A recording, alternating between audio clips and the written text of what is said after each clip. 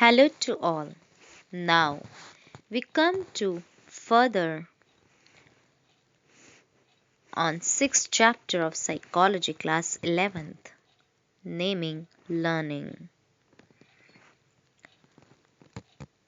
So at the time of birth, every human baby is equipped with the capacity to make a limited number of responses.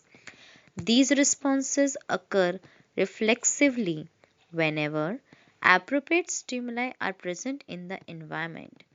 As the child grows and matures, he becomes capable of making diverse types of responses. These include identifying the images of some persons as one's mother, father, or grandfather, using a spoon when eating food, and learning how to identify alphabets, to write and to combine them into words.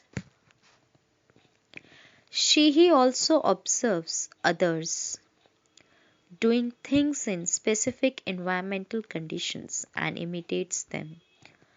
Learning names of objects such as book, orange, mango, cow, boy, and girl, and retaining them is another important task. As one grows older, one observes many events or objects and learns their distinct features. Objects are categorized as furniture, fruits, and so on. One also learns to drive a scooter or a car, to communicate with others effectively, and to interact with others. It is all due to learning that a person becomes hardworking or indolent, socially knowledgeable, skilled, and professionally competent. Each individual manages her or his life and solves all kinds of problems because of the capacity to learn and adapt. So, this chapter focuses on the various aspects of learning.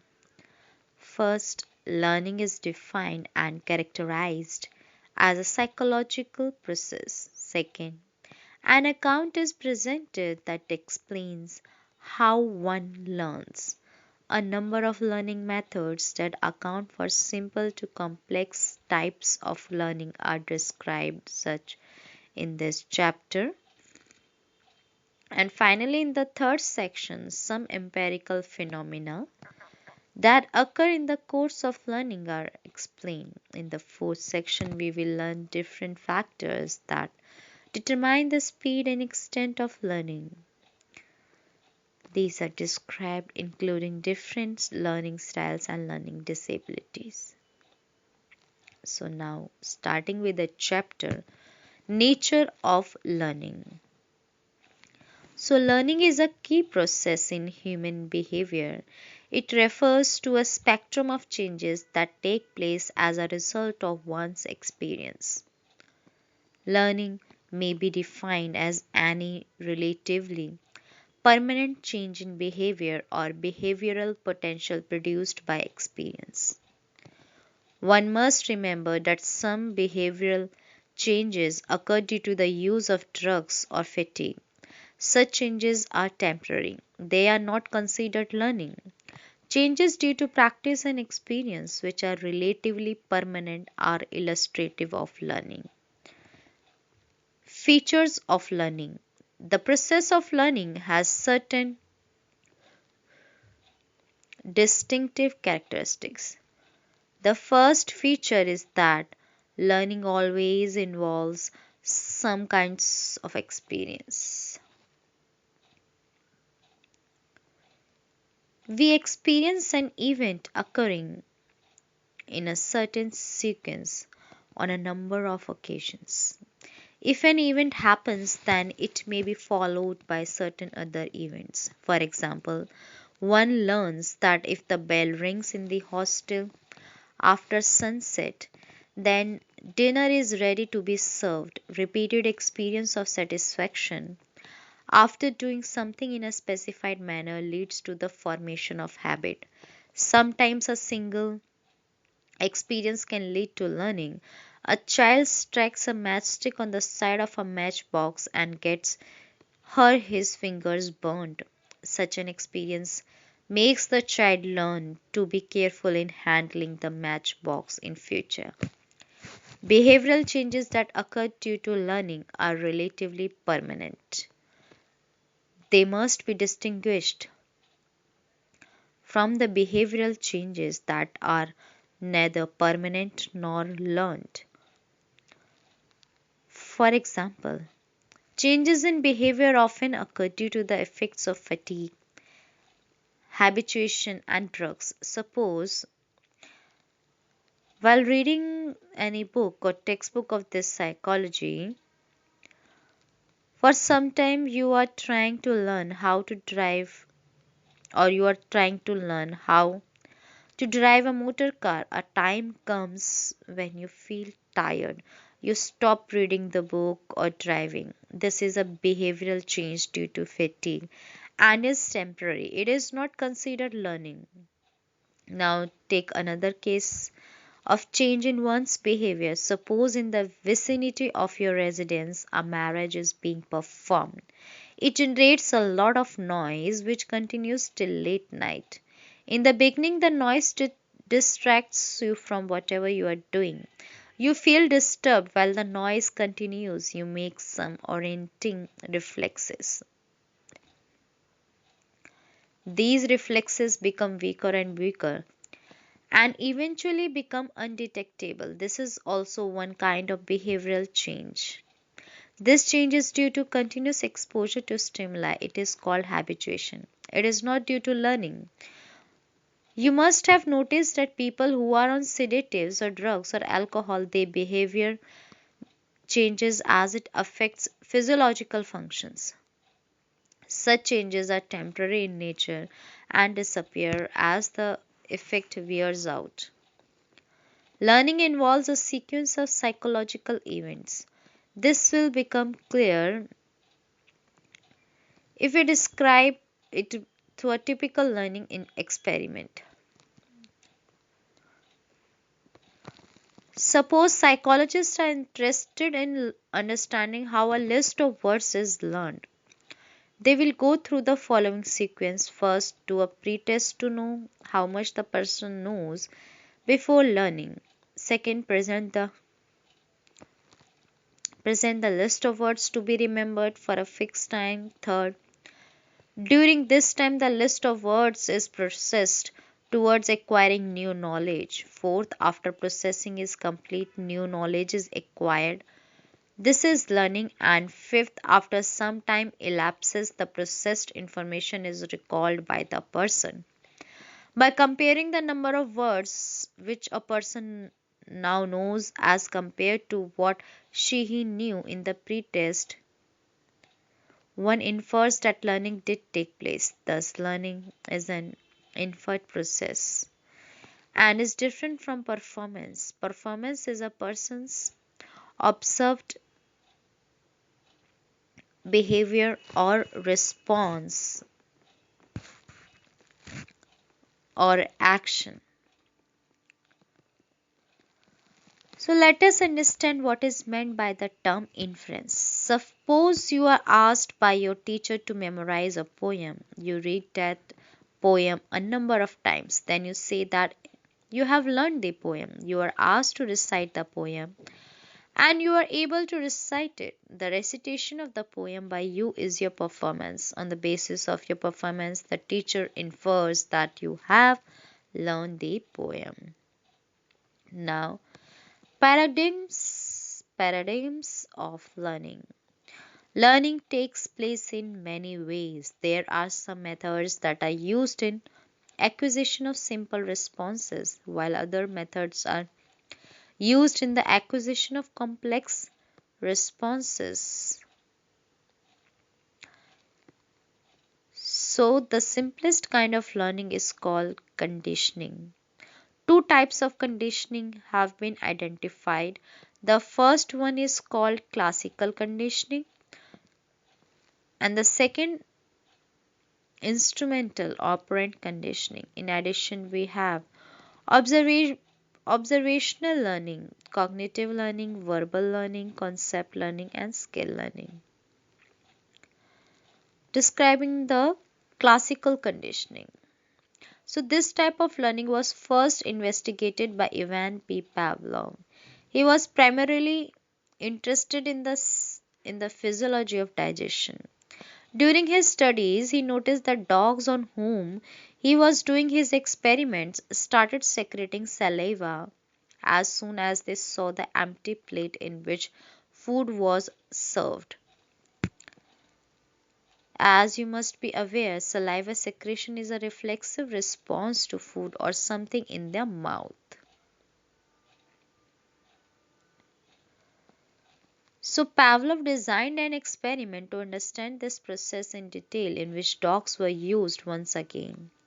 In the first phase, a dog was placed in a box and harnessed.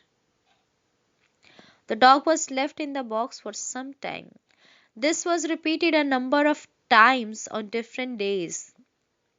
In the meantime, a simple surgery was conducted and one end of a tube was inserted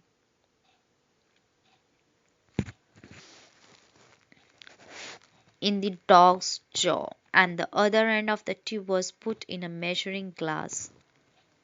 The experimental setup is like this. So, in the second phase of the experiment, the dog was kept hungry and placed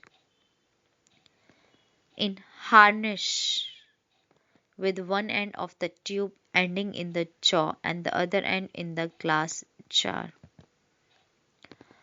A bell was sounded, and immediately thereafter, food, meat powder was served to the dog.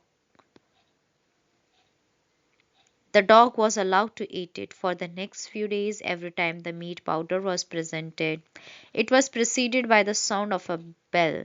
After a number of such trials, a test trial was introduced in which everything was the same as the previous trials except that no food followed the sounding of the bell. The dog still salivated to the sound of the bell, expecting presentation of the meat powder, as the sound of bell had come to be connected with it.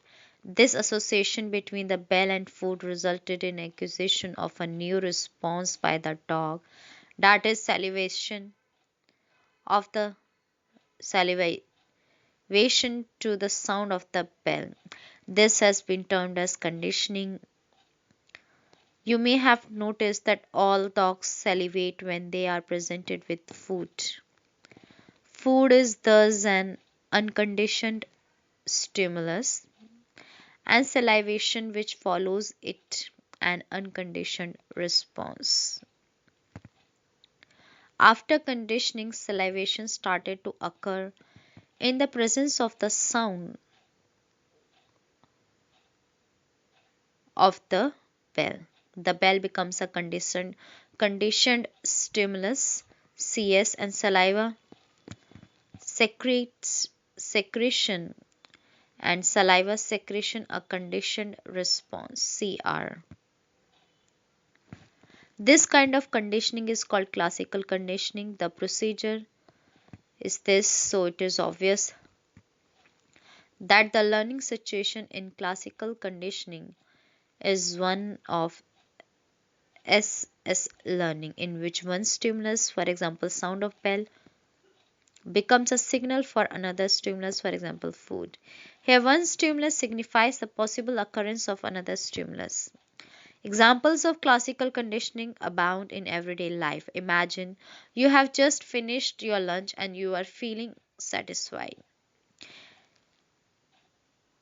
Then you see some sweet dish served on the adjoining table. This signals it's taste in your mouth and triggers the secretion of saliva. You feel like eating it. This is a conditioned response, CR.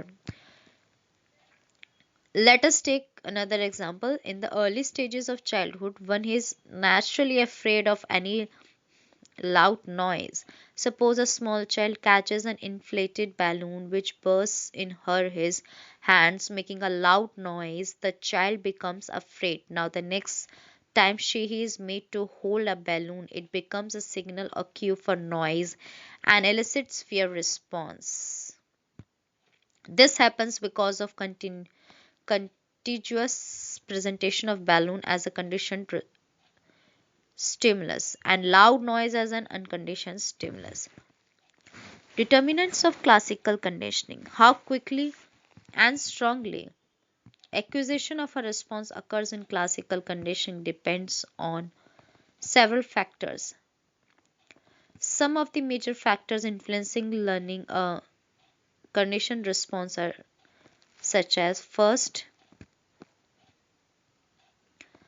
time relations between stimuli. The classical conditioning procedures discussed are basically of four types.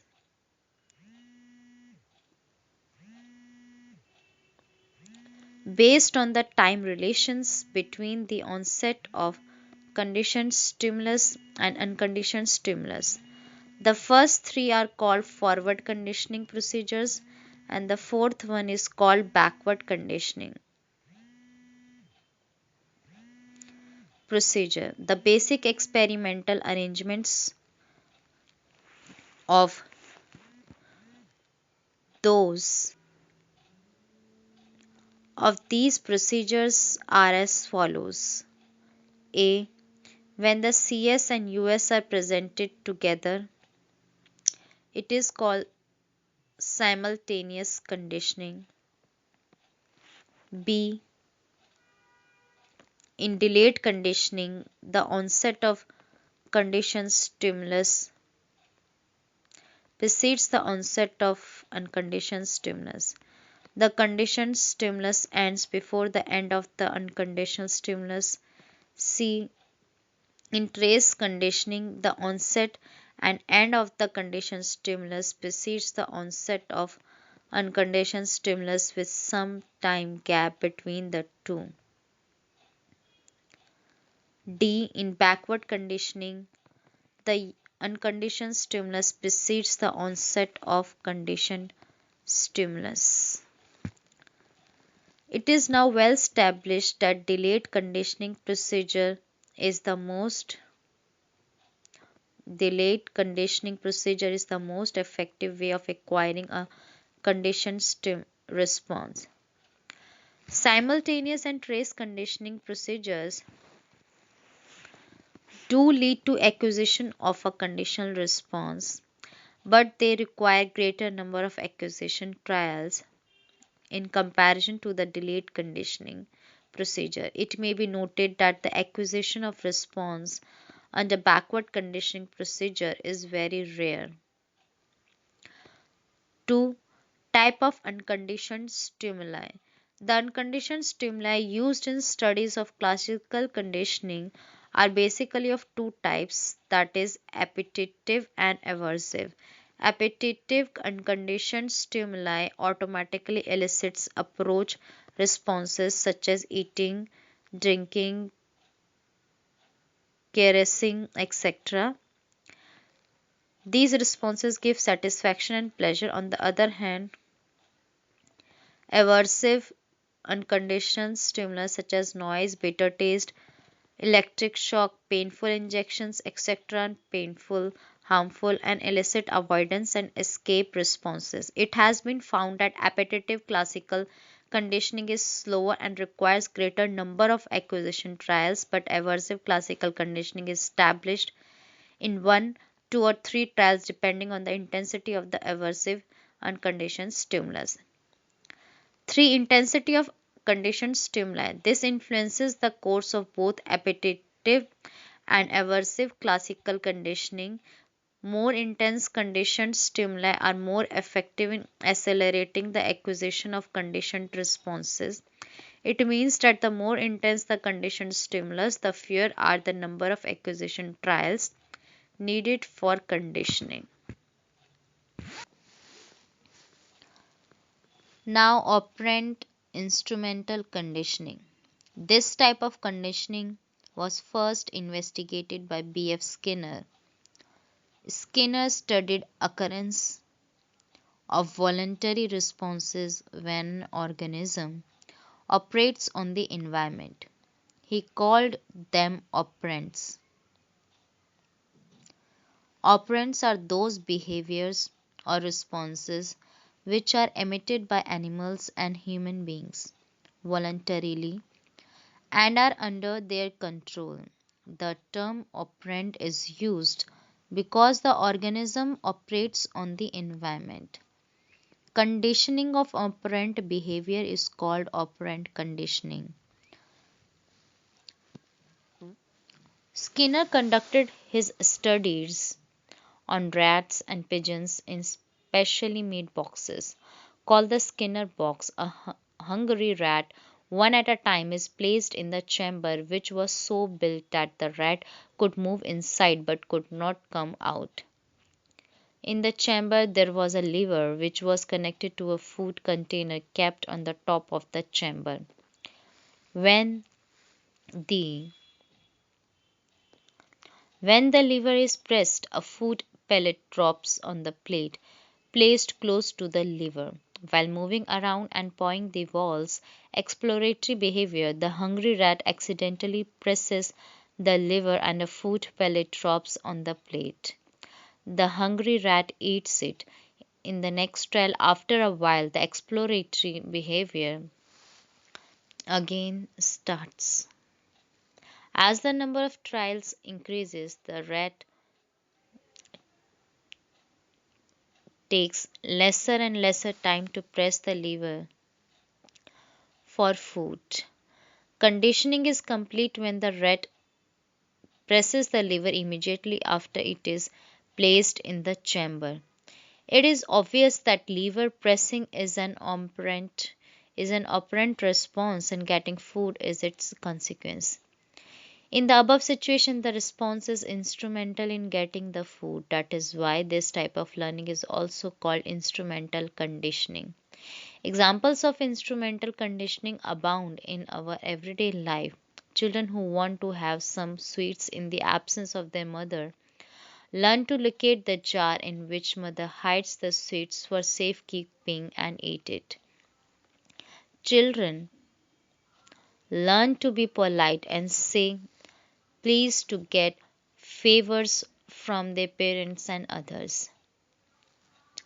One learns to operate mechanical gadgets such as radio, camera, TV, etc., based on the principle of instrumental conditioning. As a matter of fact, human beings learn shortcuts to attain desired goals or ends through instrumental conditioning. Determinants of operant conditioning. You have might have noticed that operant or instrumental conditioning is a form of learning in which behavior is learned, maintained or changed through its consequences. Such consequences are called reinforcers. A reinforcer is defined as any stimulus or event which increases the probability of the occurrence of a desired response. A reinforcer has numerous features which affect the course and strength of a response. They include its types, positive or negative, number or frequency, quality, superior or inferior, and schedule, continuous or intermittent, partial. All these features influence the course of operant conditioning. Another factor that influences this type of learning is the nature of the response or behavior that is to be conditioned. The interval or length of time that lapses between occurrence of response and reinforcement also influences operant learning. So understand these in detail. Types of reinforcement. Reinforcement may be positive or negative. Positive reinforcement involves stimuli that have pleasant consequences. They strengthen and maintain the responses that have caused them to occur. Positive reinforcers satisfy needs which include food, water, medals, praise, money, status, information, etc. Negative reinforcers involve unpleasant and painful stimuli. Responses that lead organisms to get rid of painful stimuli or avoid and escape from them provide negative reinforcement. Thus, negative reinforcement leads to learning of avoidance and escape responses. For instance, one learns to put on woolen clothes, burn firewood, or use electric heaters to avoid the unpleasant cold weather. One learns to move away from dangerous stimuli because they provide negative reinforcement. It may be noted that negative reinforcement is not punishment. Use of punishment reduces or suppresses the response, while a negative reinforcer increases the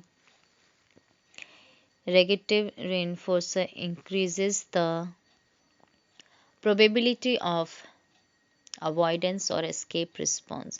For instance, drivers and co-drivers wear their seat belts to avoid getting injured in case of an accident or to avoid being fined by the traffic police. It should be understood that no punishment suppresses a response permanently. Mild and delayed punishment has no effect. The stronger the punishment, the more lasting is the suppression effect, but it is not permanent. Sometimes punishment has no effect irrespective of its intensity. On the contrary, the punished person may develop dislike and hatred for the punishing agent or the person who administers the punishment. Number of reinforcement and other features. It refers to the number of trials on which an organism has been reinforced or rewarded. Amount of reinforcement means how much of reinforcing stimulus, food or water, or intensity of pain causing agent one receives on each trial. Quality of reinforcement refers to the kind of reinforcer. Chickpeas or pieces of bread are of inferior quality as compared with raisins or pieces of cake as a reinforcer. The course of operant conditioning is usually accelerated to an extent as the number, amount, and quality of reinforcement increases. Schedules of reinforcement. A reinforcement schedule is the arrangement of the delivery of reinforcement during conditioning trials. Each schedule of reinforcement influences the course of conditioning in its own way, and thus conditioned responses occur with differential characteristics. The organism being subjected to operant conditioning may be given reinforcement in every acquisition trial, or in some trials it is given and in others it is omitted. Thus, the reinforcement may be continuous or intermittent. When a desired response is reinforced every time it occurs, we call it continuous reinforcement. In contrast, intermittent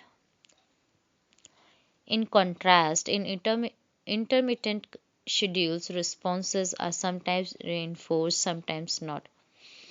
It is known as partial reinforcement and has been found to produce greater resistance to extinction that is found with continuous reinforcement. Delayed reinforcement. The effectiveness of reinforcement is dramatically altered by delay in the occurrence of reinforcement. It is found that delay in the delivery of reinforcement leads to poorer level of performance. It can be easily shown by asking children which reward they will prefer for doing some chore. Smaller rewards immediately after doing the chore will be preferred rather than a big one after a long gap. So, key learning processes when learning takes place, be it classical or operant conditioning, it involves the occurrence of certain processes. These include reinforcement, extinction, or non occurrence of learned response, generalization of learning to other stimuli under some specifiable conditions, discrimination between reinforcing and non reinforcing stimuli, and spontaneous recovery. Now, let us understand learned helplessness. It is an interesting phenomenon which is a result of an interaction between the two forms of conditioning. Learned helplessness underlies psychological cases of depression. Seligman and Mayer demonstrated this phenomenon in a study on dogs. First, they subjected dogs to sound conditioned stimulus and electric shock unconditioned stimulus using classical conditioning procedure. The animal had no scope to escape or avoid the shock.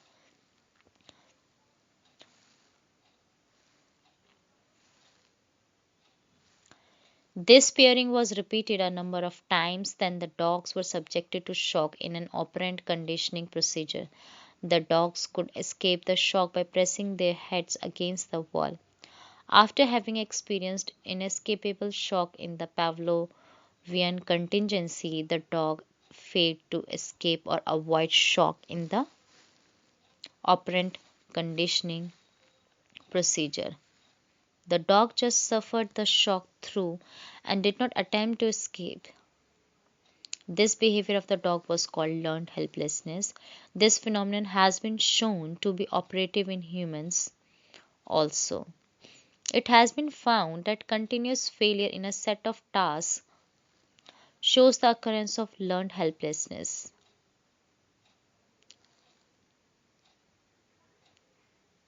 In an experimental study, the subjects are initially given failure experience in respective of their performance. In the second phase, the subjects are given a task.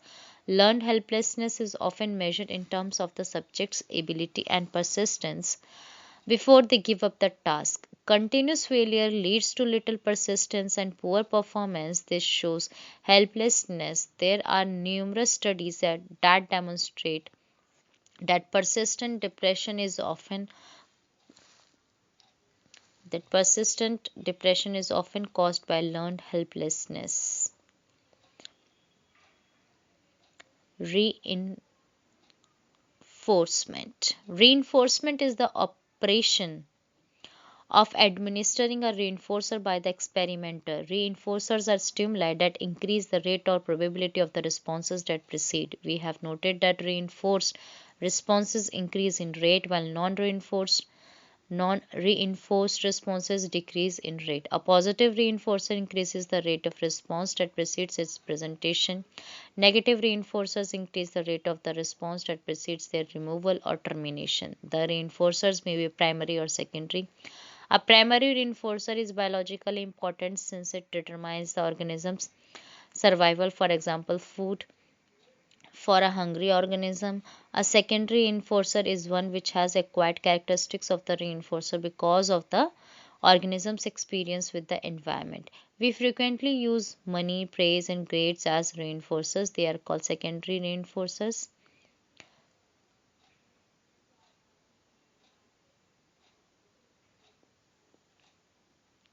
They are called systematic use of reinforcers can lead to the desired response. Such a response is shaped by reinforcing successive approximations to the desired response. Extinction. Extinction means disappearance of a learned response due to removal of reinforcement from the situation in which the response used to occur. If the occurrence of conditioned stimulus conditioned response is not followed by the unconditional stimulus in classical conditioning, a liver pressing is no more followed by food pellets in the Skinner box, the learned behavior will gradually be weakened and ultimately disappear. Learning shows resistance to extinction. It means that even though the learned response is now not reinforced, it would continue to occur for some time. However, with increasing number of trials without reinforcement, the response strength gradually diminishes and ultimately it stops occurring. How long a learned response shows resistance to extinction depends on a number of factors. It has been found that with increasing number of reinforced trials, resistance to extinction increases and learned response reaches its highest level. At this level, performance gets stabilized. After that, the number of trials do not make a difference in the response strength. Resistance to extinction increases with the increasing number of reinforcements during acquisition trials. Beyond that, any increase in number of reinforcement reduces the resistance to extinction. Studies have also indicated that as the amount of reinforcement number of food pellets increases during the acquisition trials, resistance to extinction decreases. If the reinforcement is delayed during acquisition trials, the resistance to extinction increases. Reinforcement in every acquisition trial makes the learned response to be less resistant to extinction. In contrast, intermittent or partial reinforcement during acquisition trials makes a learned response more resistant to extinction. Generalization and discrimination. The process of generalization and discrimination occur in all kinds of learning. However, they have been extensively investigated in the context of conditioning. Suppose an organism is conditioned to elicit a conditional response, saliva secretion, or any other reflexive response on presentation of a conditioned stimulus, light or sound of bell. After conditioning is established and another stimulus similar to the conditioned stimulus, for example ringing of telephone, is presented, the organism makes the conditioned response to it. This phenomenon of responding similarly to similar stimuli is known as generalization. Again, suppose a child has learned the location of a jar of a certain size and shape in which sweets are kept. Even when the child's mother is not around, the child finds a jar and obtains the sweets. This is a learned operand. Now the sweets are kept in another jar of a different size and shape and at a different location in the kitchen. In the absence of the mother, the child locates the jar and obtains the sweets. This is also an example of generalization. When a learned response occurs or is elicited by a new stimulus, it is called generalization. Another process which is complementary to generalization is called discrimination. Generalization is due to similarity, while discrimination is a response due to difference. For example, suppose a child is conditioned to be afraid of a person with a long mustache and wearing black clothes. In subsequent situation, when he meets another person dressed in black clothes with a beard, the child shows signs of fear. The child's fear is generalized. He meets another stranger who is wearing grey clothes and is clean shaven. The child shows no fear. This is an example of discrimination. Occurrence of generalization.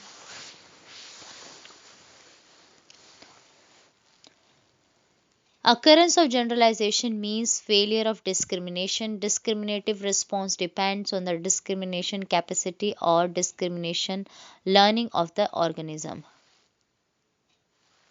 Spontaneous recovery. Spontaneous recovery occurs after a learned response is extinguished.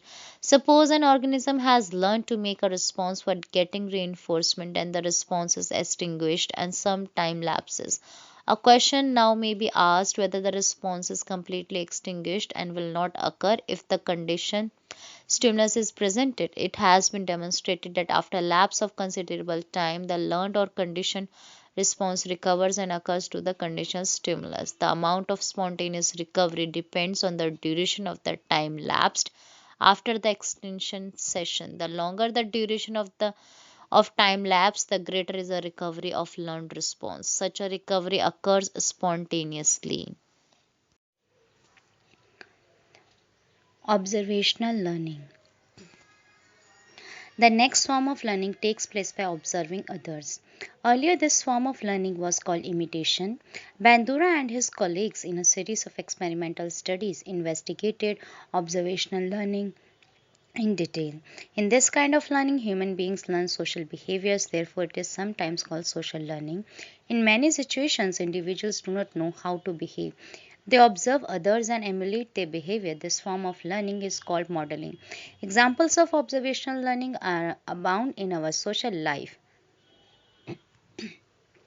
Fashion designers employ tall, pretty, and gracious young girls and tall, smart, and well built young boys for popularizing clothes of different designs and fabrics. People observe them on televised fashion shows and advertisements in magazines and newspapers. They imitate these models, observing superiors and likable persons and then emulating their behavior in a novel social situation is a common experience. In order to understand the nature of observational learning, we may refer to the studies conducted by Bandura. In one of his well known experimental studies, Bandura showed a film of 5 minutes duration to children. The film shows that in a large room there are numerous toys, including a large sized Bobo doll. Now, a grown up boy enters the room and looks around. The boy starts showing aggressive behavior towards the toys in general, and the Bobo doll in particular. He hits the doll, throws it on the floor, kicking it and sitting on it. This film has three versions. In one version, a group of children see the boy model being rewarded and praised by an adult for being aggressive to the doll. In the second version, another group of children see the boy being punished for his aggressive behavior. In the third version, the third group of children are not shown the boy being either rewarded or punished.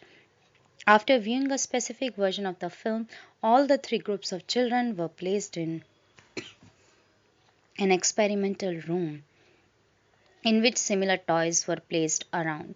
The children were allowed to play with the toys. These groups were secretly observed and their behaviors noted. It was found that those children who saw aggressive behavior being rewarded were most aggressive. Children who had seen the aggressive model being punished were least aggressive.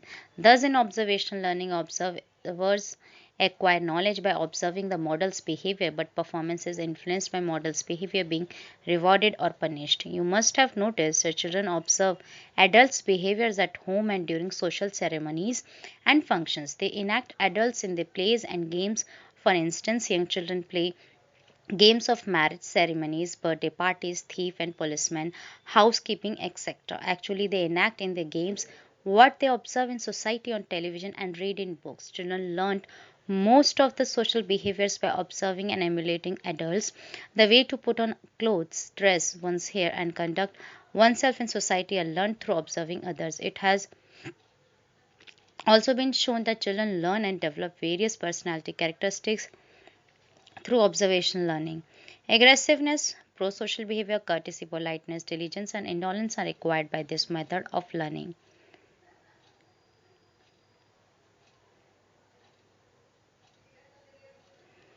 Activity 6.2. You can have first hand experience of observational learning by doing the following exercise. Collect 4 or 5 school going children and demonstrate how to make a boat out of a sheet of paper. Do it two or three Do it 2 or 3 times and ask the children to observe carefully. After having shown how to fold the paper in different ways for a number of times, give them sheets of paper and ask them to make a toy boat. Most children will be able to do it somewhat successfully. Cognitive learning. Some psychologists view learning in terms of cognitive processes that underlie it. They have developed approaches that focus on such processes that occur during learning rather than concentrating solely on SR, stimulus response, and stimulus stimulus connections, as we have seen in the case of classical and operant conditioning. Thus, in cognitive learning, there is a change in what the learner knows rather than what he does. This form of learning shows up in insight learning and latent learning. Insight learning. Kohler demonstrated a model of learning which could not be readily explained by conditioning. He performed a series of experiments with the chimpanzees that involved solving complex problems. Kohler placed chimpanzees in an enclosed play area where food was kept out of their reach. Tools such as poles and boxes were placed in the enclosure. The chimpanzees rapidly learned how to use a box to stand on or a pole to move the food in their direction. In this experiment, learning did not occur as a result of trial and error and reinforcement, but came about in sudden flashes of insight. The chimpanzees would roam about the enclosure for some time and then suddenly would stand on a box, grab a pole, and strike a banana, which was out of normal reach above the enclosure. The chimpanzee exhibited what Kohler called insight learning, the process by which the solution to a problem suddenly becomes clear. In a normal experiment on insight learning, a problem is presented, followed by a period of time when no apparent progress is made, and finally a solution suddenly emerges. In insight learning, sudden solution is the rule. Once the solution has appeared, it can be repeated immediately the next time the problem is confronted. Thus, it is clear that what is learned is not a specific set of conditioned associations between stimuli and responses, but a cognitive relationship between a means and an end. As a result, insight learning can be generalized to other similar problem situations. Latent learning. Another type of cognitive learning is known as latent learning. In latent learning, a new behavior is learned but not demonstrated until reinforcement is provided for displaying it. Tolman made an early contribution to the concept of latent learning. To have an idea of latent learning, we may briefly understand his experiment. Tolman put two groups of rats in a maze and gave them an opportunity to explore. In one group, rats found food at the end of the maze and soon learned to make their way rapidly through the maze. On the other hand, rats in the second group were not rewarded and showed no apparent signs of learning. But later, when these rats were reinforced, they ran through the maze as efficiently as the rewarded group. Tolman contended that the unrewarded rats had learned the layout of the maze early in their explorations. They just never displayed the latent learning until the reinforcement was provided. Instead, the rats developed a cognitive map of the maze that is a mental representation of the spatial locations and directions which they needed to reach their goal. Verbal learning. Verbal learning is different from conditioning and is limited to human beings. Human beings, as you must have observed, acquire knowledge about objects, events, and their features largely in terms of words. Words then come to be associated with one another. Psychologists have developed a number of methods to study this kind of learning in a laboratory setting. Each method is used to investigate specific questions about learning in some kind of verbal material.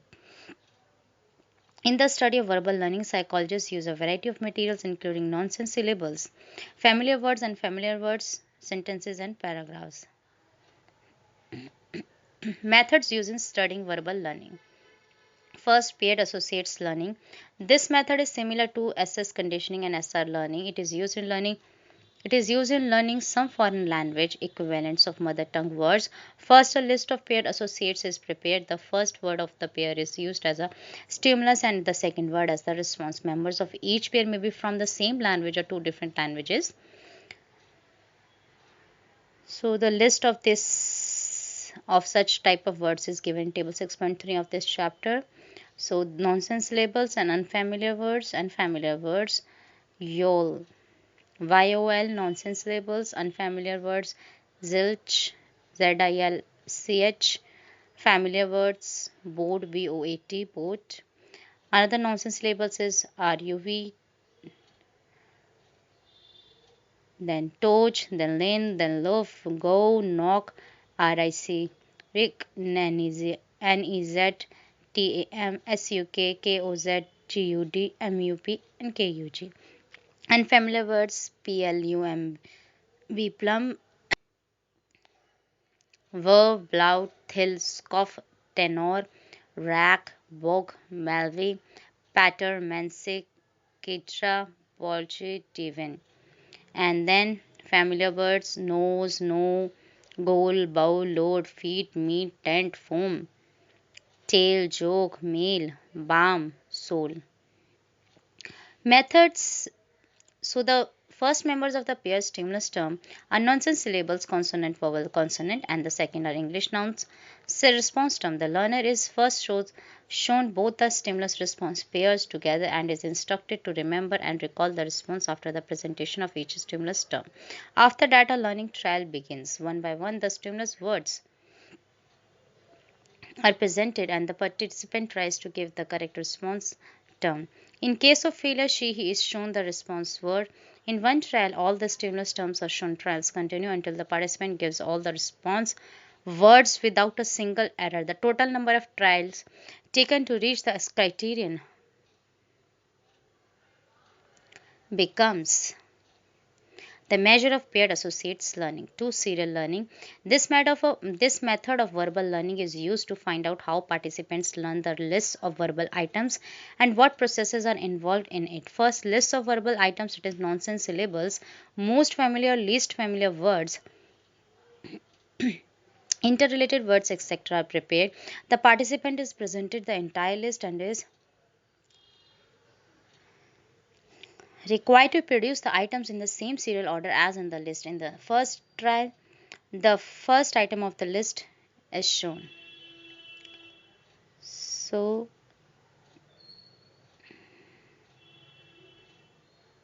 examples of stimulus response pairs used in pair associates learning. Stimulus response such as GEN, Gen, and response loot, BM,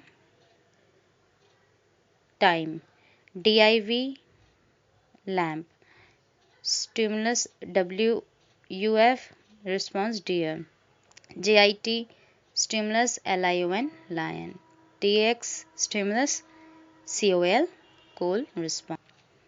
And the participant has to produce the second items. If he fails to do so within the prescribed time, the experimenter presents the second item. Now this item becomes the stimulus and the participant has to produce the third item, that is the response word. If he fails, the experimenter gives the correct item, which becomes the stimulus item for the fourth word. This procedure is called serial anticipation method. Learning trials continue until the participant correctly anticipates all the items in the given order. 3. Free recall. In this method, participants are presented a list of words which they read and speak out. Each word is shown at a fixed rate of exposure duration immediately after the presentation of the list. The participants are required to recall the words in any order they can. Words in the list may be interrelated or unrelated. More than 10 words are included in the list. The presentation order of words varies from trial to trial. This method is used to study how participants organize words for storage in memory. Studies indicate that the items placed in the beginning or end of the list are easier to recall than those placed in the middle, which are more difficult to recall. Determinants of verbal learning. Verbal learning has been subjected to the most extensive experimental investigations. These studies have indicated that the course of verbal learning is influenced by a number of factors. The most important determinants are the different features of the verbal material to be learned. They include length of the list to be learned and meaningfulness of the material. Meaningfulness of material is measured in several ways: the number of associations elicited in a fixed time, familiarity of the material, and frequency of usage, relations among the words in the list, and sequential dependence of each word of the list on the preceding words are used for assessing meaningfulness. Lists of nonsense syllables are available with different levels of associations. The nonsense syllables should be selected from a list containing the same association value. On the basis of research findings, the following generalizations have been made. Learning time increases with increase in length of the list. Occurrence of words with low association values or lack of relations among the items in the list. The more time it takes to learn the list, stronger will be the learning. In this respect, psychologists have found that the total time principle operates. This principle states that a fixed amount of time is necessary to learn a fixed amount of material regardless of the number of trials into which that time is divided. The more time it takes to learn, the stronger becomes the learning. If participants are not restricted to the serial learning method and are allowed to give free recall, verbal learning becomes organizational. It implies that in free recall, participants recall the words not in their order of presentation but in a new order or sequence. Boosfield first demonstrated this experimentally.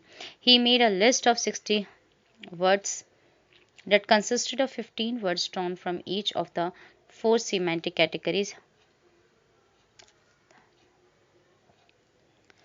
that is, names, animals, professions, and vegetables. These words were presented to participants one by one in random order. The participants were required to make free recall of the words. However, they recalled the words of each category together. He called it category clustering. It is worth noting that though the words were presented randomly, the participants organized them category wise in recall. Here, category clustering occurred because of the nature of the list. It has also been demonstrated that free recall is always organized subjectively. Subjective organization shows that the participants organize words or items in their individual ways and recall accordingly. Verbal learning is usually intentional, but a person may learn some features of the words unintentionally or incidentally. In this kind of learning, participants notice features such as whether two or more words rhyme, start with identical letters, have same vowels, etc. Thus, verbal learning is both intentional as well as incidental.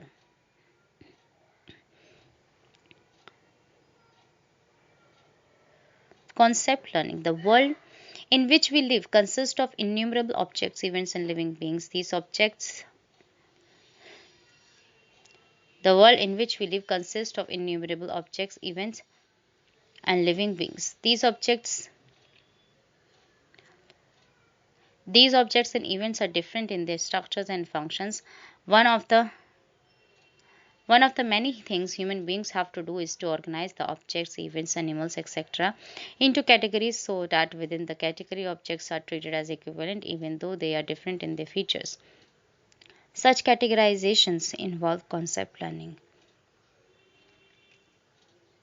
What is a concept? A concept is a category that is used to refer to a number of objects and events. Animal, fruit, building, and crowd are examples of concepts or categories. It may be noted that the terms concept and category are interchangeably used. A concept is defined as a set of features or attributes connected by some rule. Instances of a concept are those objects or events or behaviors which have common features.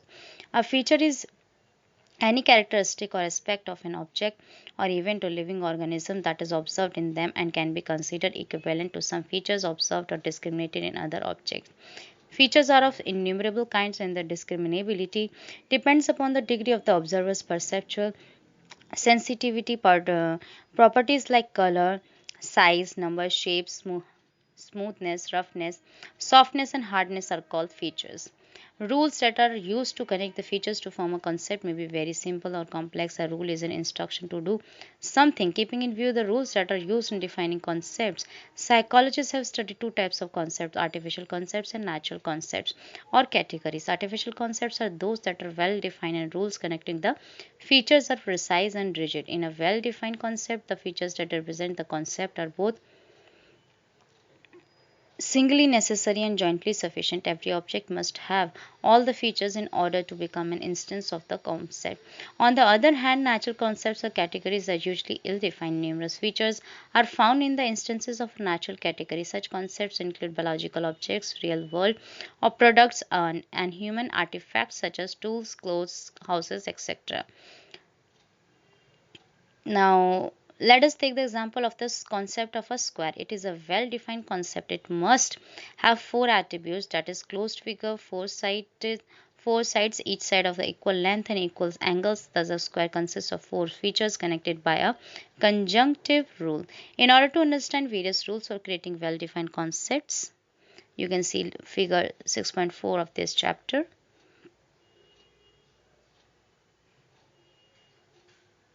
16 figures containing two shapes, square and triangle, two shades, pink and gray, cross on top and bottom, circles right or left sides, or figures. These figures are used as instances of and non-instances of an artificial concept. In figure 6.4, there are 16 cards having two shapes, square and triangle. Two shades pink and gray, signs of cross on top or bottom and small circle on right side or left side. With the help of these cards, one can create a number of concepts by using different rules. A set of features that are connected by some rule are called relevant features. The features that are not included in the rule are considered to be irrelevant features. For example, in the cards shown in figure 6.4, there are four feature shape, shade, cross or no cross on the top and circle on the right or left side. In creating a conjunctive concept by using two features or may use uh, using two features, one may use shape and side as the relevant ones and leave out two others as irrelevant. For such a concept, and non-exam the exemplars and non-exemplars are given. We will further study more about concepts in other chapters of this book of thinking. Skill learning.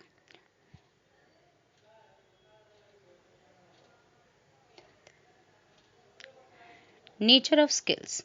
A skill is defined as the ability to perform some complex task smoothly and efficiently. Car driving, airplane piloting, ship navigating, shorthand writing, and writing and reading are examples of skills. Such skills are learned by practice and exercise. A skill consists of a chain of perceptual motor responses.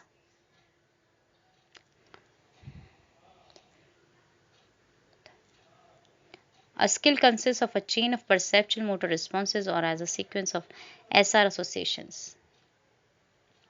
Phases of skill acquisition. Skill learning passes through several qualitatively different phases with each successive attempt at learning a skill. One's performance becomes smoother and less effort demanding. In other words, it becomes more spontaneous or automatic. It has also been shown that in each phase, the performance improves. In transition from one phase to the next, when the level of performance stands still, it is called performance plateau. Once the next phase begins, performance starts improving and its level starts going up. One of the most influential accounts of the phases of skill acquisition is presented by Fitz. According to him, skill learning passes through three phases with cognitive, associative, and autonomous. Each phase or stage of skill learning involves different types of mental processes. In the cognitive phase of skill learning, the learner has to understand and memorize the instructions and also understand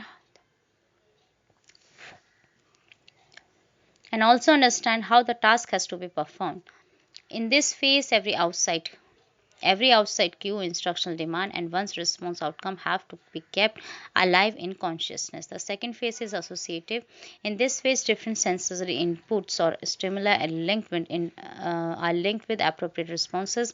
As the practice increases, errors decrease, performance improves, and time taken is also reduced.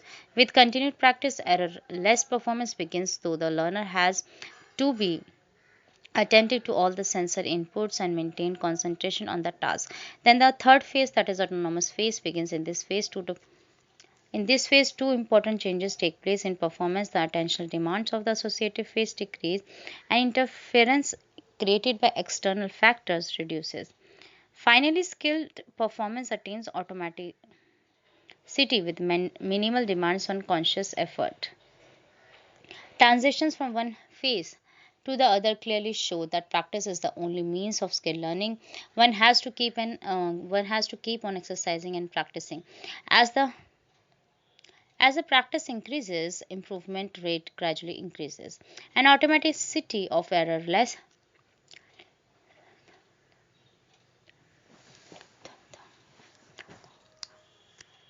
An automaticity of errorless performance becomes the hallmark of skill.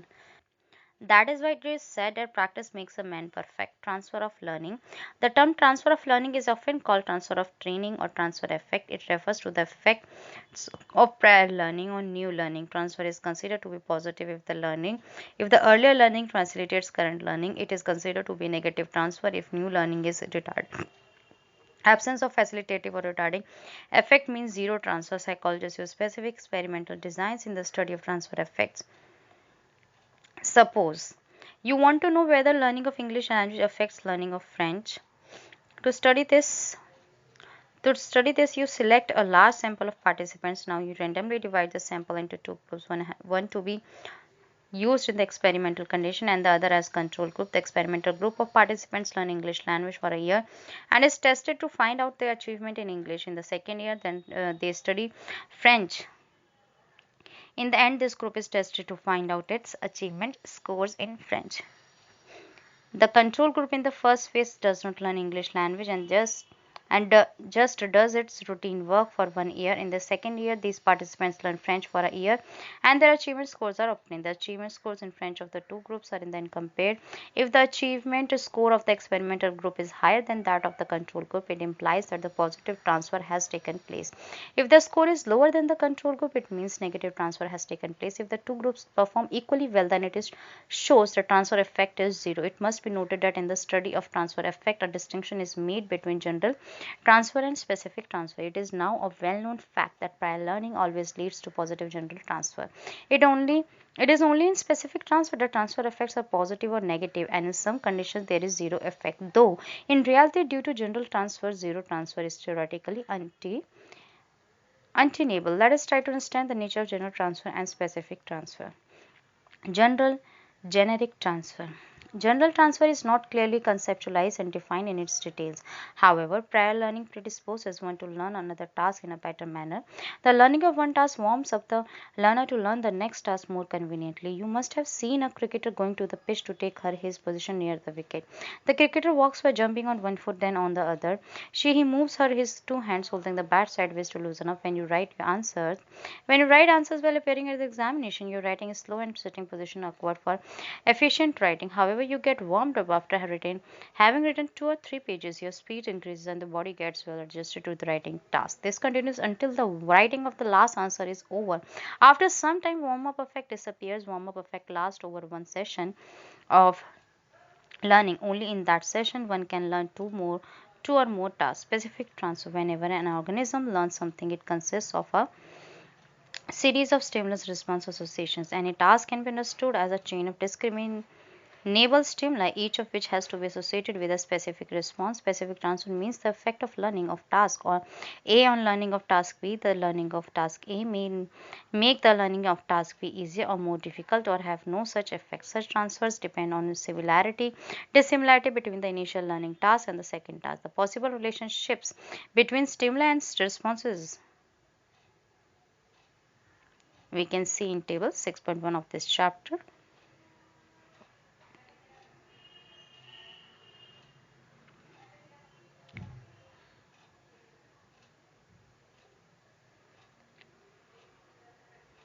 On the basis of a long series of experimental studies, the following conclusions have been drawn about specific transfer with reference to the STEM situations shown in table 6.5. First, in the first instance, the initial and transfer tasks are very different both in stimuli as well as in responses. Hence, no specific transfer is expected. However, due to the mechanism of general transfer, some degree of positive transfer may occur. 2. In the second case, the stimuli of the two tasks are the same and responses are highly similar.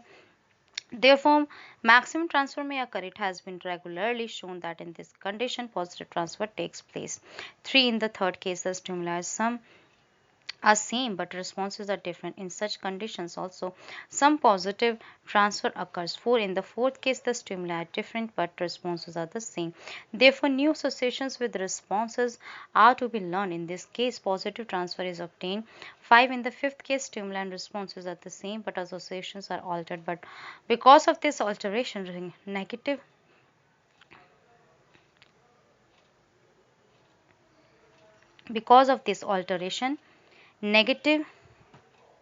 transfer occurs in the learning of the second task. It is so because the associations learned in the initial task interfere in the learning of new associations. Such interferences are discussed in other chapters of human memory. Factors facilitating learning. In the preceding section, we examined the specific determinants of learning, such as contiguous presentation of CS and US in classical conditioning, number, amount, and delay of reinforcement in operant conditioning, status and attractiveness of models in observational learning, procedure in verbal learning, and the nature of rules and perceptual features of objects and events in concept learning. Now we shall discuss some general determinants of learning. This discussion is not exhaustive, rather it deals with some salient factors only which are found very important. Continuous versus partial reinforcement. In experiments on learning, the experimenter can arrange to deliver reinforcement according to a specific schedule. In the context of learning, two kinds of schedules, namely continuous and partial, have been found very important. In continuous reinforcement, the participant is given reinforcement after each target response. This kind of schedule of reinforcement produces a high rate of responding. Once the reinforcement However, once the reinforcement is withheld, response rates decrease very quickly, and the responses acquired under this schedule tend to extinguish. Since organism is getting reinforcement on each trial, the effectiveness of that reinforcer is reduced. In such schedules where reinforcement is not continuous, some responses are not reinforced, as they are called partial or intermittent reinforcement. There are several ways in which one might reinforce responses according to an intermittent schedule. It has been found that partial reinforcement schedules often produce very high rates of responding, particularly when responses are reinforced according to ratio. In this kind of schedule, an organism often makes several responses that are not reinforced. Therefore, it becomes difficult to tell when a reinforcement has been discontinued completely and when it has been merely ha- when it has merely been delayed. When reinforcement is continuous, it is easier to tell when it has been discontinued. This kind of difference has been found in crucial for extinction. It has been found that extinction of a response is more difficult following partial reinforcement than following continuous reinforcement. The fact that the responses acquired under partial reinforcement are highly resistant to extinction is called partial reinforcement effect. Motivation. All living organisms have survival needs, and human beings in addition have growth needs. Motivation is a mental as well as a physiological stage which rouses an organism to act or fulfilling the current need. In other words, motivation energizes an organism to act vigorously for attaining some goal. Such acts persist until the goal is attained and the need is satisfied. Motivation is a prerequisite for learning. Why does a child forage in the kitchen, and when the mother is not in the house he does so because he needs sweets to eat, for which he is trying to locate the jar in which sweets are kept. During the course of foraging, the child learns the location of the jar. A hungry rat is placed in a box. The animal forages in the box for food. Incidentally, it presses a lever, and food drops in the box. With repeated experience of such activity, the animal learns to press the lever immediately after the animal is placed there. Have you ever asked yourself why you are studying psychology and other subjects in class 11?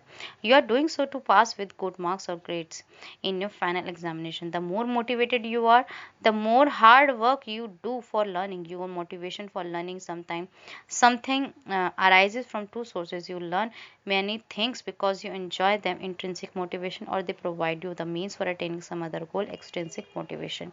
Preparedness for learning. The for learning. The members of different species are very different from one another in their sensory capacities and response abilities. The mechanisms necessary for establishing associations such as SS or SR also vary from species to species. It can be said that species have biological constraints on their learning capacities. The kinds of SSSR learning an organism can easily acquire depends on the associative mechanisms it is genetically it is genetically endowed with or prepared for. A particular kind of associative learning is easy for apes or human beings, but they may be extremely difficult and sometimes impossible for cats and rats. It implies that one can learn only those associations for which one is genetically prepared. The concept of preparedness may be best understood as a continuum or dimension on one end of which are those learning tasks or associations which are easy for the members of some species, and on the other hand are those learning tasks for which those members are not prepared at all and cannot learn them. In the middle of the continuum fall those tasks and associations for which the members are neither prepared nor unprepared. They can learn such tasks but only with great difficulty and persistence. The learning style. You may have observed that some children, sometimes from the same family, perform well in school, whereas others do not. There has been a great deal of research on learning styles over the last several decades. It demonstrates the differences in the way people learn within the same class, culture, community, or socio-economic group and those belonging to different groups. Learning style may be defined as a learner's consistent way of responding to and using stimuli in the context of learning. In other words, it is the way in which each learner begins to concentrate, processes, and retains new and complex information. It may be noted that this interaction occurs differently for everyone. For example, you may have noticed that children in your class are unique in their personalities, cultural experiences, and values. Different students prefer different learning environments, learning modalities, and they all have unique strengths, talents, and weaknesses. Therefore, it is necessary to examine each individual's personal characteristics to determine what is most likely to trigger each learner's concentration, maintain it, respond to her or his natural processing style, and facilitate long term memory. There are various instruments which are used to determine a student's learning style. Learning styles are mainly derived from perception modality, information processing, and personality patterns. A brief description of these approaches are given below. First, perceptual modality are biologically based reactions to the physical environment. It refers to the preferences of persons through which they take in information such as auditory, visual, smell, kinesthetic, and tactile. Two, information processing distinguishes between the way we are structured to think, solve problems, and remember information. This may be thought of as the way we process information, for example, active, reflective, sensing, intuitive, sequential, global, serial, simultaneous, etc. Three, personality patterns are the way we interact with our surroundings. Each one of us has a preferred, consistent, and distinct way of perceiving, organizing, and retaining information. This approach focuses on understanding how personality affects the way people interact with the environment and how this affects the way individuals respond to each other within the learning environment. There are several dimensions along which learning styles differ. For example, Anderson differentiated between analytic and relational styles of learning. These have been illustrated in table 6.6 of this chapter. It is clear that people with a relational style learn material best through exposure to a full unit or phenomenon. They comprehend parts of the unit only by understanding the relationship to the whole. On the other hand, people with an analytical learning style learn more easily when information is presented step by step in a cumulative sequential pattern that builds towards a conceptual understanding. One must remember that the various learning styles are points along a scale that help us to discover different forms of mental representation. They do not characterize people. Therefore, we should not divide the population into a set category, for example, visual person, extrovert, etc. We are capable of learning under any style, no matter what our preference may be. Learning style, relational style, and analytical style. First, perceive information as part of total picture. Under relational style, another analytical style, first point is able to dissemble information from total picture, focus on detail. Second, in relational style is exhibit intuitive thinking. Another analytical style, second, is exhibit sequential and structured thinking. Third, learn materials that have a human social content and are characterized by experiential cultural relevance more easily. Another analytical third point is learn materials that are inanimate and impersonal more easily. 4. Have a good memory for verbally presented ideas and information, especially if relevant. Have a good memory for abstract ideas and irrelevant information. 5. Are more task oriented concerning non academic areas. 5 of analytical style are more task oriented concerning academics. 6 of relational styles are influenced by authority figures, expression of confidence or doubt in students' ability are not. 6 of analytical styles are not greatly affected by the opinions of others, prefer to withdraw from unstimulating task performance. Analytical style 7 is show ability to persist unstimulating tasks. Eighth of relational style is style conflicts with the traditional school environment. Style matches most school environment. Learning disabilities. We must you must have heard, observed, or read that thousands of children get enrolled for education in schools. Some of them, however, find the demands of educational process too difficult to meet and they drop out. Such students are called dropouts. The reasons for this are numerous, such as sensory impairment, intellectual disability, social and emotional disturbance, poor economic conditions of the family, cultural beliefs and norms, or other environmental influences. Apart from these conditions, there is another source of obstacle in the continuance of education that is called learning disabilities. It makes it makes school learning, that is, acquisition of knowledge and skills, too difficult to grapple with. Such children also fail to move forward in their learning activities. Learning disability is a general term. It refers to a heterogeneous group of disorders manifested in terms of difficulty in the acquisition of learning, reading, writing, speaking, reasoning, and mathematical activities. The sources of such disorders are inherent in the child. It is presumed that these difficulties originate from problems with the functioning of the central nervous system. It may occur in conjunction with physical handicaps, sensory impairment, intellectual disability, or without them. It must be noted that learning disabilities may be observed as a distinct handicapping condition in children of average to superior intelligence, adequate sensory motor systems, and adequate learning opportunities. If it is not died, it may continue throughout life and affect self esteem, vocation, social relations, and daily living activities. Symptoms of learning disabilities. There are many symptoms of learning disabilities. They become manifest in different combinations in children who suffer from this disorder, irrespective of their intelligence, motivation, and hard work for learning. First, difficulties in writing letters, words, and phrases, reading out text, and speaking appear quite frequently. Quite often, they have listening problems, although they may not have auditory defects.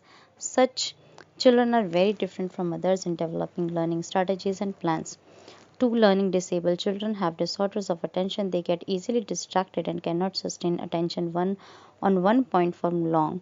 More often than not, attentional deficiency leads to hyperactivity, that is, they are always moving, doing different things, trying to manipulate things incessantly. 3. Poor space orientation and inadequate sense of time are common symptoms. Such children do not get easily oriented to new surroundings and get lost. They lack a sense of time and are late or sometimes too early in their routine work. They also show confusion in direction and misjudge right, left, up, and down. 4. Learning disabled children have poor motor coordination and poor manual dexterity. This is evident in their lack of balance and inability to sharpen pencil handle doorknobs, difficulty in learning to ride a bicycle, etc. 5. These children fail to understand and follow oral directions for doing things. 6. They misjudge relationships as to which classmates are friendly and which ones are indifferent.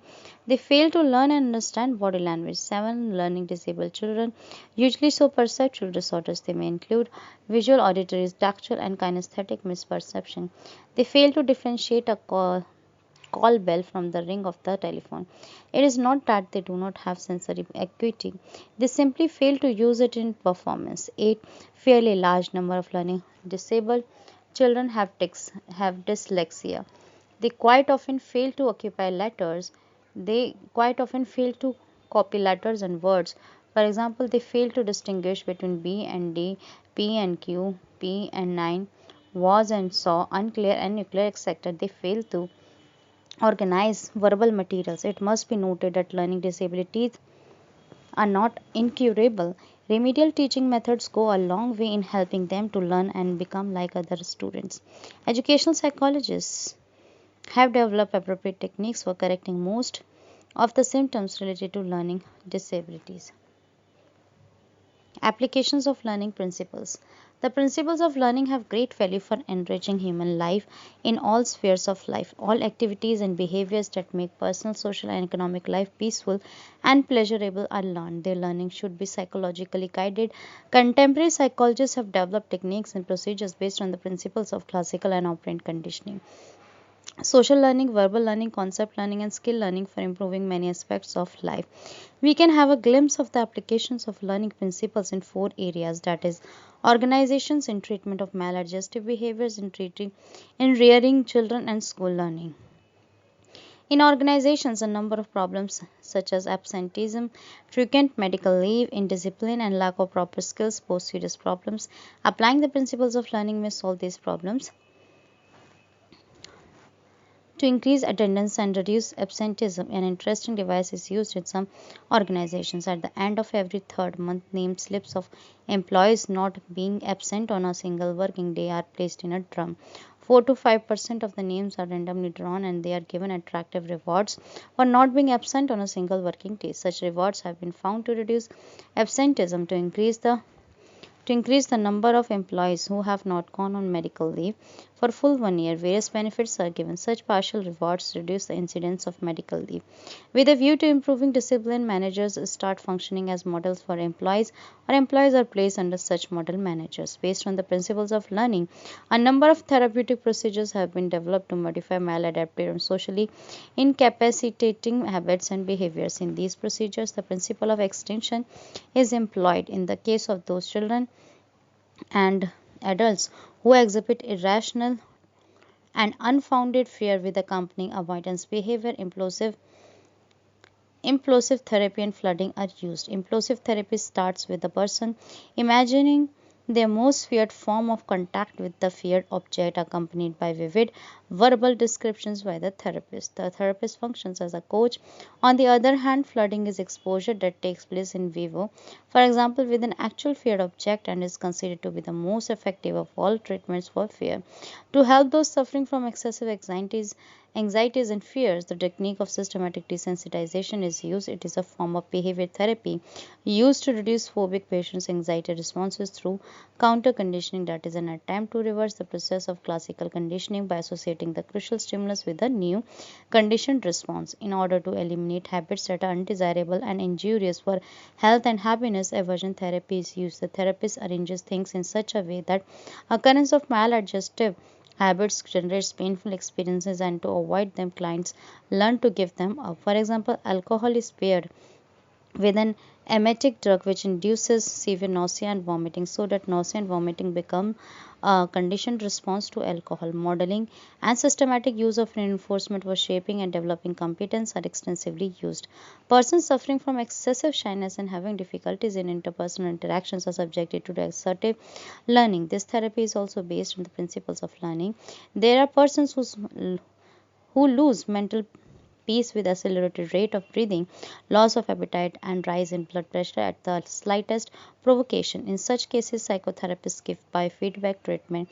This technique is based on the interaction between classical and instrumental conditioning. In biofeedback, a bodily function such as heart rate or blood pressure is monitored, and information about the function is fed back to the person to facilitate improved control of the physiological process. The principles of learning are widely used in teaching. Educational objectives are decided after analyzing the instructional tasks and fitting them into various types of learning such as SS or SR, verbal, observational, and skill learning. Students are told what they have to learn and appropriate practice conditions are provided. Students are made active participants in the acquisition of information, meaning, and correct responses. Teachers act as models and mentors for students to emulate them with a view to promote appropriate social behaviors and personal habits. Students are provided ample opportunities for practice as they are required to do homework. Skills are analyzed as essay chains and students are allowed to learn skills practically. The principles of learning are best applied in child rearing provided both the parents are aware of the principles of learning. By using the classical conditioning procedure, children necessary are made to learn necessary signs of danger and safety. The behavior of children can easily be modified and shaped through the use of operant conditioning. Procedure. By using rewards judiciously, parents can make children enthusiastic learners as models and mentors. Parents make children socially skillful, duty oriented, and resourceful. So, this is all about chapter 6 learning. And now we summarize this whole chapter. In this, we learned learning is any relatively permanent change in behavior or behavioral potential produced by experience or practice. It is an inferred process and differs from performance, which is the observed behavior response action. The main types of learning are classical and operant conditioning, observational learning, cognitive learning, verbal learning, concept learning, and skill learning. Pavlov first investigated classical conditioning in the course of studies on digestion in dogs. In this kind of learning, an organism comes to associate stimuli and neutral stimulus, conditioned stimulus, touch signals, and unconditional stimulus (US) begins to produce a response, conditioned response (CR) that anticipates and prepares the organism for unconditional stimulus. Skinner first investigated operant or instrumental conditioning (OC). An operant is any response voluntarily emitted by an organism. OC is a type of learning in which a response is strengthened if followed by reinforcement. A reinforcer can be any event that increases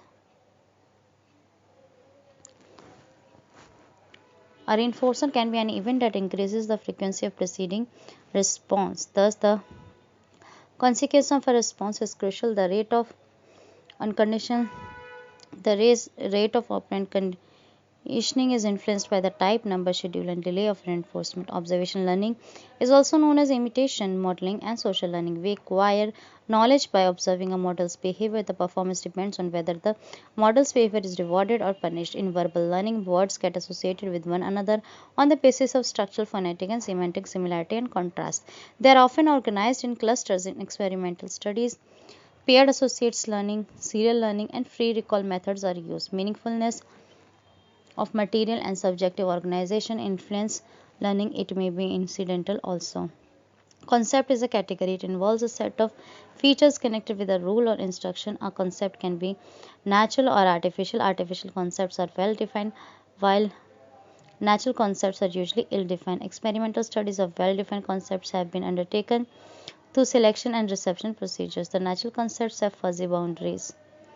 Skill refers to the ability to carry out a complex task smoothly and efficiently. They are learned by practice and exercise. The skill performance is the organization of SR chain, stimulus response chain, into large response patterns. It passes through cognitive, associative, and autonomous phases.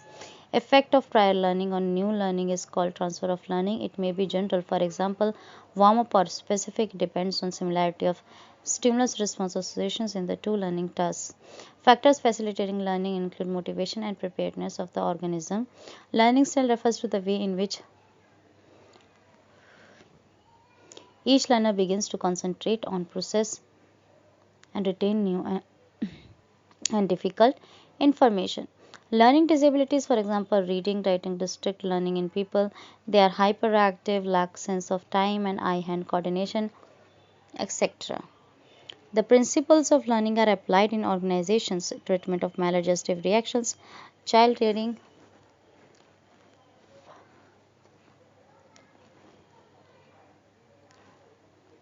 and social and child rearing and school learning.